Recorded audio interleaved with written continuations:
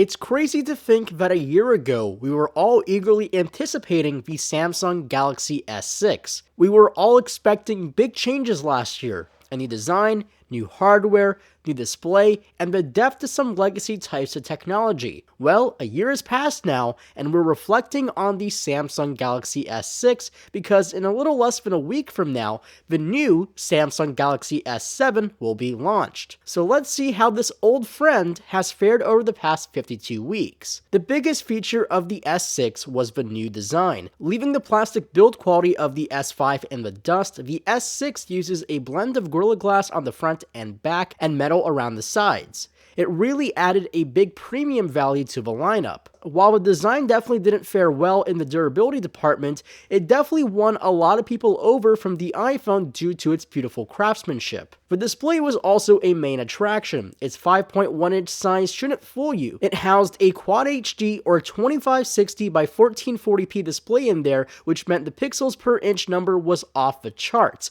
almost hitting 600 pixels per inch. The Super AMOLEDs from Samsung have never been disappointing in any way, and this generation of AMOLED was the best ever. Best color accuracy, best brightness, and best viewing angles thus far from a Galaxy device. The S6 was also the first US debut of Samsung's own hardware. Previously, all US Samsung products elected for the more commonly used Snapdragon CPUs and the Adreno GPUs, mainly for LTE compatibility for CDMA and GSM networks. However, the S6 was the first US Samsung product to ship with the Exynos 7420 chipset, which brought octa-core processing. It also came with a Mali GPU, which when combined with the 3GB of RAM on tap, meant this phone was mega powerful. It absolutely destroyed the scores of the Snapdragon-powered S5, and the same chipset found on the S6 was later used on the Galaxy Note 5, which shipped later in 2015. Now, unlike the Galaxy S5, the S6 dropped the microSD card expansion and removable battery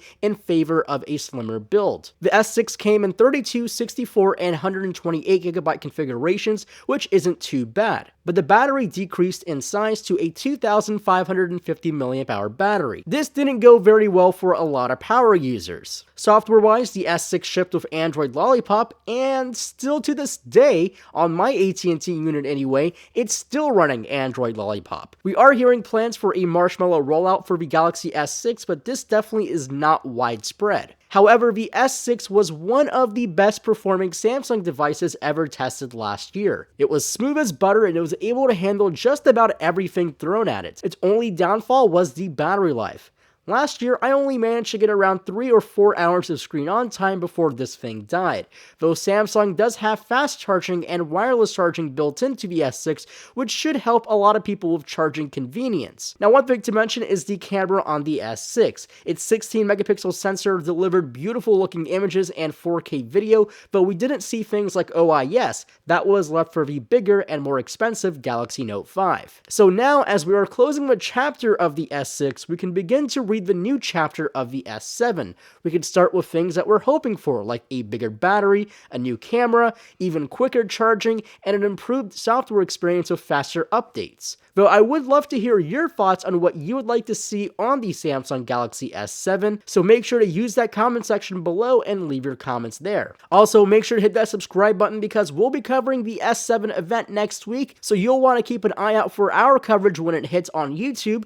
And as always, my name is Marco Hanna, and I'll catch you in the next video.